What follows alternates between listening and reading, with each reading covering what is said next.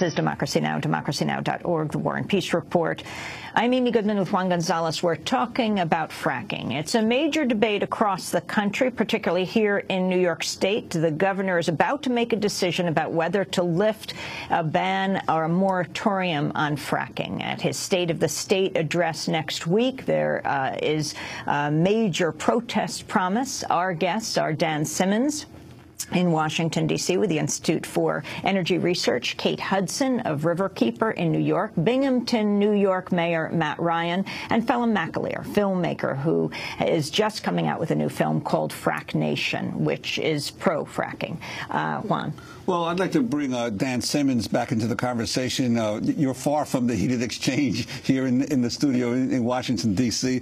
But I'd like to ask you, if fracking is so safe, why has there been, for instance, since 2012, has the industry been exempted from 7 major federal regulations in terms of harm to the environment? Why does it need the Clean Water Act? Why does it need those exemptions? The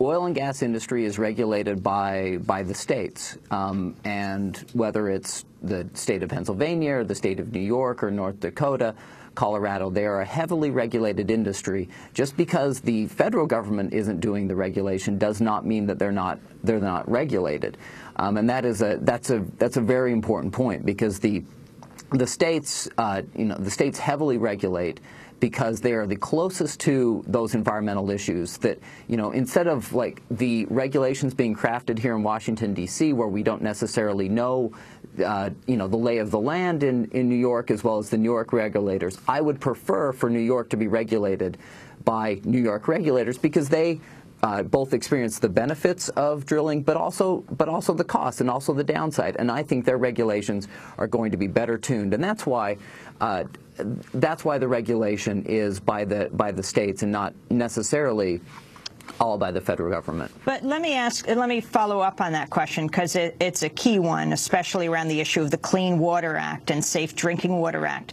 Due to the Halliburton loophole, which was pushed through by Vice President and former Halliburton CEO Dick Cheney, corporations were exempted from revealing the chemicals used in fracking fluid. That's one of the 7 exemptions. Dan Simmons, why shouldn't people then be concerned? If it's safe, why not know what these chemicals are? Again, that is a federal law, and state laws in almost all the states where there is hydraulic fracturing require some type of disclosure of the ingredients. The same type of disclosure frequently is that you get on a bottle of soda, as in what is in that hydraulic fracturing fluid, and that is key. That even though that they might not have to disclose for federal purposes, they still need to disclose for state purposes and to satisfy the state regulators. The state regulators, since the beginning of groundwater regulation, the state regulators have always been in charge of groundwater regulation. It hasn't been the role of the federal government, because groundwater is obviously a state issue. So they are the ones in charge, and they are the ones that are crafting those regulations. So that's why around the country there's some variability with the disclosure, but they are state regulations that, by and large, require disclosure of what is in the fracturing fluid. Matt Ryan. Can I make 2 points? Oh, sure, with yes. respect to that? Kate Hudson. The first is that whatever the disclosure laws may or may not be at the state level, there are still huge chunks of information that is not being made available because industry is invoking business practice protections. And I think I have a graphic here that, if it could be put up right now, that indicates the amount of chemicals that would be used to frack one well next to a home, and this is another thing that I want to refer to at some point, and all of the red containers, those are barrels, are the ones that are not disclosed because of business practice exemptions that are invoked by the industry. The other point that I want to make is that it is indisputable that state regulatory departments do not have the staff, They do not have the capacity to keep track of what is going on. And I think New York is a perfect example. There are less than 20 field mineral resource inspectors in New York State. And the Department of Environmental Conservation itself estimated it would cost them millions of dollars to put the staff on board that they would need to be able to regulate this activity even barely adequately. And that money hasn't become available. Nobody's asked for it. And you know where it's going to come from? It's going to come from the taxpayers of New York. Well, I'd like to ask Mayor Matt Ryan. Binghamton is in the middle of a depressed area of New York State. How do you answer your constituents who own land there, who say this is an opportunity not only for them to get income, but also for jobs for your area? Well, certainly, there's no doubt it will produce some jobs and some money for people who have land. But the reality is, as elected officials, we have to make sure that the health and safety is primary for our constituents and for our future. Right now, we've had tremendous. One of the gentlemen, I think Dan, said we have a cleanest environment, much cleaner environment than we did when the environmental movement started back in the late 60s. That's certainly true, but what we've done is injected all this pollution into the earth, and the ProPublica recent article showed that all this stuff is now starting, decades injected into the earth, is starting to bubble up and all over the country. And that's exactly what this industry proposes to do now as they make changes because of all the things we've brought to the attention. They're starting to inject all this stuff in Ohio and even on drill sites and saying that they're recycling this stuff. But we're going to create a legacy of toxic pollution and Superfund sites that we're all going to have to deal with down the road.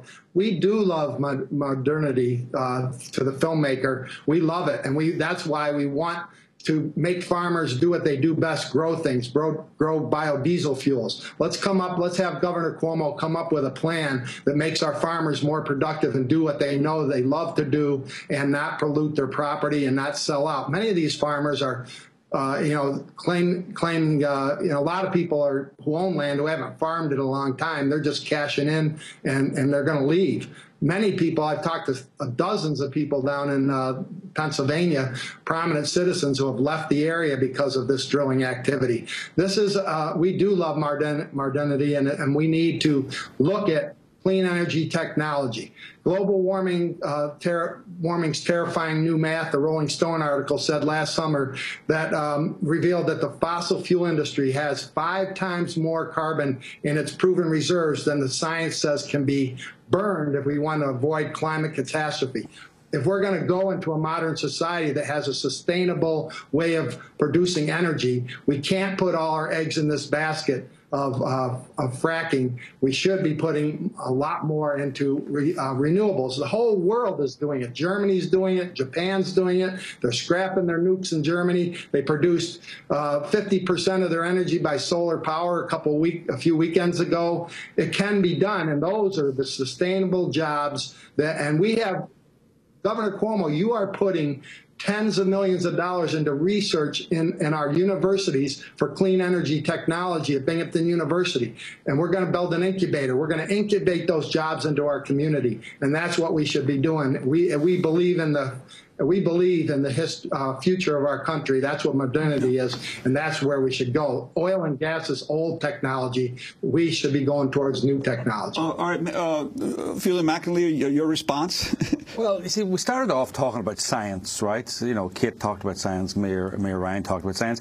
Now we've moved on to articles in the New York Times and articles in the Rolling Stone. Because the science isn't there. So we're quoting the Rolling Stone now as the oracle. Sorry, I think Americans should base their future on something other than discredited articles in the New York Times, which were attacked 2 weeks in a row by the New York Times ombudsman as inaccurate and unfair. Rolling Stone, we went from scientific. Kate had started off talking about science, then she produced a photoshopped photograph. I mean, a photoshopped photograph is not an epidemiological study. It's not a scientific document. It's something you made up at your computer. We need to look at the science. We need to look at the science. And what is the science that you cite that says that fracking is safe? Well, this is a vast petri dish of America. There's been fracking going on in America since, I believe, 1947. I mean, the science is out there, the petri dish is out there.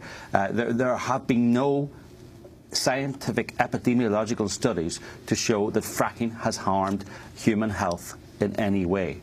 So what I hear, the water in Dimock, Pennsylvania, it's safe. It was the poster child. I mean, we need to. I'd love to ask Kate and Matt, do they believe the EPA? You called the EPA in and said the local environmental regulatory authority said the water is safe. This wasn't good enough for the residents of Carter Road, who 11 litigants in a community of 1,500 people. 1,500 people signed a petition in Dimock to say our water is fine. It's the same as ever been. 11 people were litigants. If you look at the statistics, those 11 people are the 1%. The people of Dimock who signed a petition to say our water is fine are the 99%. Again, I come to America and I hear people talk about the 1%. In these communities, the true 1% are the litigants involved in lucrative multi-million-dollar lawsuits with no science to back them up. We should not confuse allegations and lawsuits with scientific evidence. Okay, so can I respond to that? So if there is no science, which is what I'm hearing you say. There is science. There is science. And we have had a commitment from Governor Cuomo that he will not move forward until he has the science and the facts.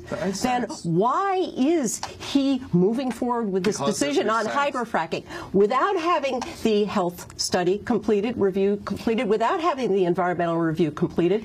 If he doesn't have the science, he is taking a huge gamble with the lives of New Yorkers. We only have 15 seconds. Binghamton has a ban on hydrofracking in place. If Governor Cuomo announces he will move forward on hydrofracking, will Binghamton still maintain this ban? Well, to be fair, a judge did overturn it on procedural issues, but we will pursue any legal things that we have to prevent this industry from coming to us. Plus, there's 6,000 people who have said they're going to do civil disobedience. And again, I'm very proud to be part of a group who's not going to let this happen unless the science really exists. We're going to have to leave it there. I want to thank you, Governor Matt Ryan from Binghamton, Dan Simmons with the Institute for Energy Research, Kate Hudson of Riverkeeper, and Phelim McAleer, filmmaker. Thanks so much for watching this report from Democracy Now!, your daily independent global news hour. We don't accept advertising or corporate funding, but rather rely on donations from viewers like you. Please make your contribution by visiting democracynow.org. We need your support today to keep bringing you this hard-hitting, in-depth reporting.